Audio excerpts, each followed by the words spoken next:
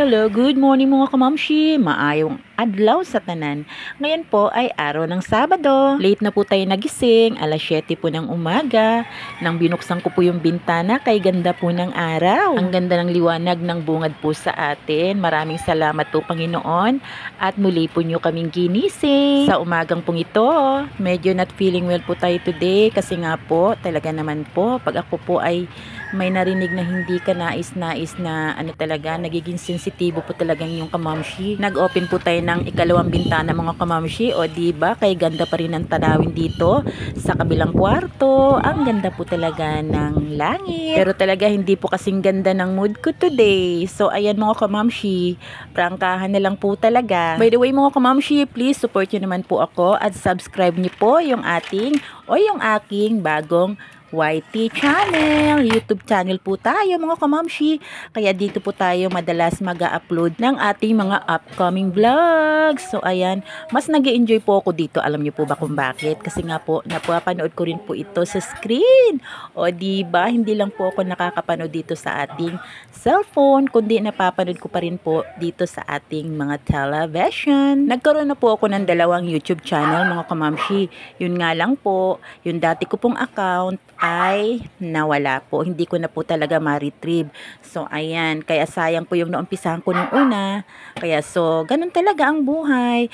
Kaya ito po, start na naman po tayo para sa ating YT channel. Itong ating video na ito ay magiging ikatlong video na po natin ito para sa ating vlogs, mga kamamshi. Ang magiging tema po ng ating mga vlogs, mga kamamshi, ay about cooking, about sa mga ginagawa ko po everyday, kung inyo po mararapatin, kung hindi po kayo maumay. So, ayan mga kamamshi, yun lang po sa ngayon yung ating magagawa. At kung may mga lakad naman po tayo, abay isasama ko rin po kayo. So, ayan mga kamamshi, kahit inis po ako, talaga iniligo ko na lang po. Kailangan po maging positibo po ako. Kasi nga po, kung hindi po ako magiging positibo today at magiging nega po tayo maghapon, ay Diyos ko mga kamamshi, apektado po talaga yung aking kasumpungan. O yung aking magiging mood for today. O diba? Siguro naman po ay relate po kayo dyan, mga kapwa ko kamamshi. So ayan, after po nating maligo, syempre naman po, tayo pong lahat ng mga kababaihan ay meron po tayong routine pagdating po sa kung ano-anong inilalagay po natin sa ating mga pagmumukha. Kwento ko lang po sa inyo mga kamamshi, nung umidad po ako ng 12, nag-start na po ako magkaroon ng mga pimple. May paisa-isa na pong tumutubo sa aking mukha. Then habang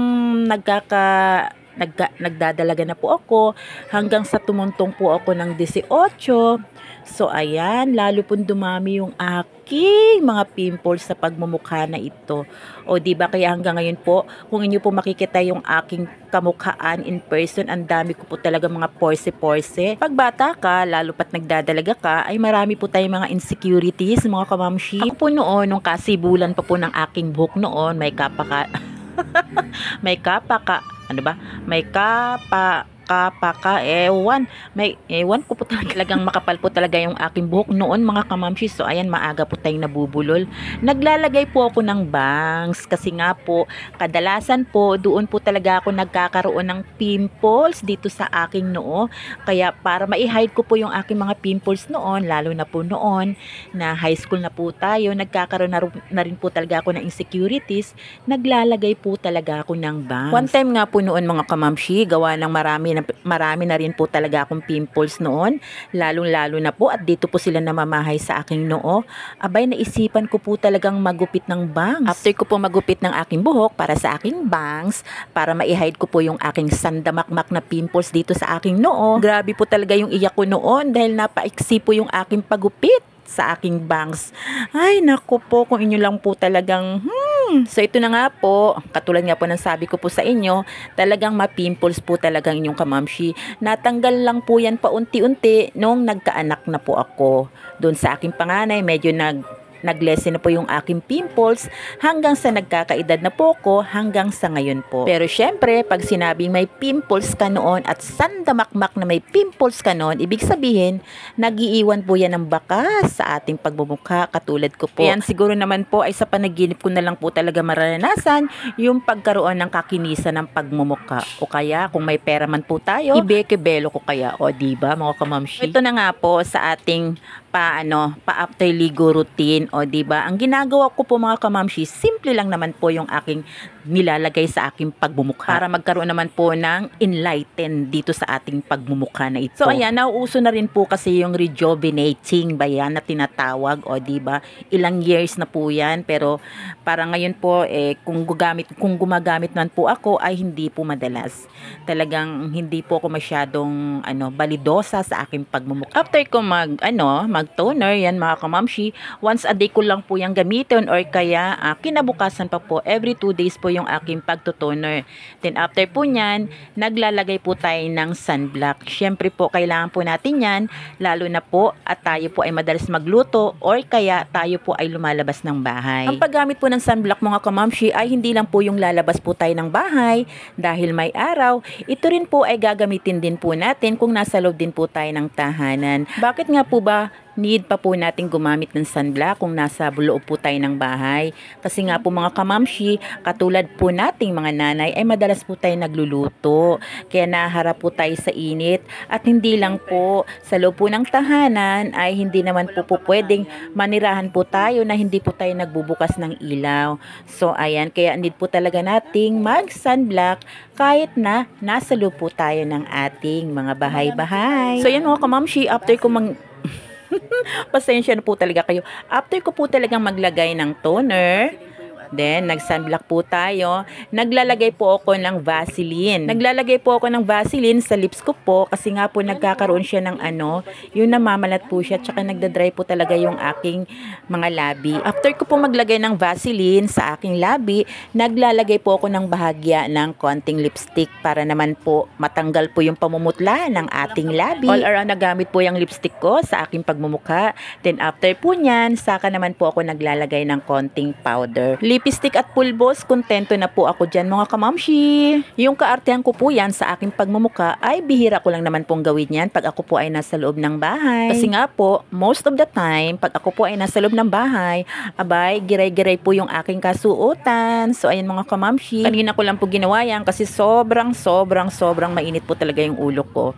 Kaya ayan, para medyo humupa po yung aking init ng ulo, abay, nag-retouch muna ang inyong kamamshi. After ko pong nag-inarte mga kamamshi, nagtanggal po tayo ng sinampay at nagtupi. O, diba? Sa ngayon po muna mga kamamshi ay hindi po muna tayo pwedeng lumayo-layo sa ating kabahayan. So, ayan. By next month po, doon po natin maisasagawa yung ating mga lakaran. So, ayan, isasama ko po kayo doon mga kamamshi. Ngayon po ay araw ng Sabado. So, ayan, medyo hindi po tayo busy ngayon.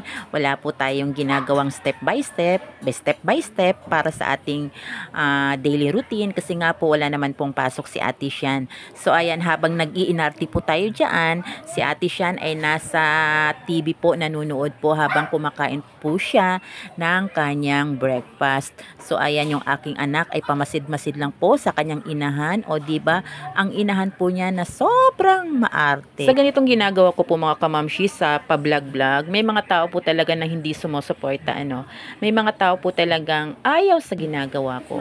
May mga tao po talagang inis-inis sa ginagawa ko. Pero ano nga ba? Bakit po ba kailangan nilang mainis? Or bakit pa kailangan nilang ayawan yung aking ginagawa? Hindi naman sila yung ako. Bukod doon, hindi naman sila may gusto sa ginagawa ko. Ako naman yung may gusto sa ginagawa ko. So, ayan, wala silang pakialam doon kung ano yung ginagawa ko. As long as na nag-i-enjoy po ako sa ginagawa kong ito. Siguro po natatawa kayo or napapaisip po kayo bakit po ganun yung aking mga sinasabi. Basta, yun lang po. Kailangan po talaga kung ano po yung ikakasiya po natin.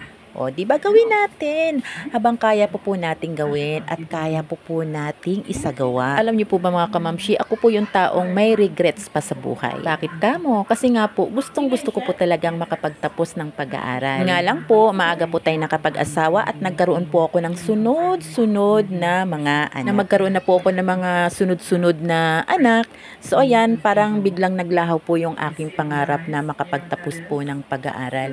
Parang nagiging hopeless na po po yung kalagayan ko po noon, feeling ko lang po talaga. Bilang noon na naging nanay na po ako, nawala na po yung pangarap ko para sa sarili ko. Nang lahat na makita ko na yung aking mga anak at nagsisipag-aral, ang tanging dalangin ko po talaga noon ay makapagtapos po talaga sila ng kanilang mga pag-aaral na hindi ko po talaga nakamit. Nang makapagtapos na po yung aking mga anak, mga kamamshi, dumating po ako sa punto na bakit hindi ko pwedeng kunin paunti-unti yung aking ninais noon. Nauso po noon ang TESDA, mga kamamshi, kaya lahat po kung ano po yung available sa TESDA ay inaral ko po. Kahit ayaw kong aralin ay ginusto ko na pong aralin para gusto ko naman pong matuto kung ano pa yung dapat kong matutunan. Kahit naman po papano ay mababawasan yung aking panghihinayang para sa aking sarili. Presently naman po sa aking buhay, so ayan, nakahiligan ko na namang mag-vlog. So ayan mga kamamshi, sana naman po ay suportahan niyo po ako. Meron nga po tayong kasabihan, kung may buhay,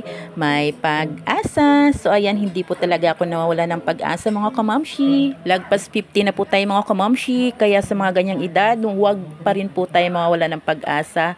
Kung hindi man po natupad sa ngayon yung ating ninanais, abay malay po natin pagdating ng araw, kung tayo po ay magpupursige, atin po yung makakamit kung ano po yung ikaliligaya po ng ating sarili. Basta mga kamamshi, wag lang po tayong makalimot magdasal kay Papa God.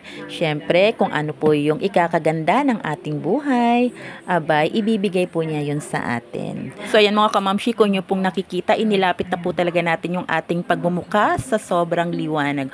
O diba? Talaga naman, hindi na po talaga maikakaila yung ating katandaan. Okay mga kamamshi, that's all for now. Thanks for watching. Bye! Ingat po tayo lahat. Happy morning! Bye mga kamamshi! Ayan, nakita tuloy yung pamumugto ng ating mga mata dyan. Kasi nga po, wala po tayong tigil sa kakaiyak. Hindi ko po alam kung bakit. Bye mga kamamshi! See you sa next vlog mga kamamshi! Drinking all this coffee. These last few weeks have been exhausting. I'm lost in my imagination, and there's one thing that I need from you. Can you come through?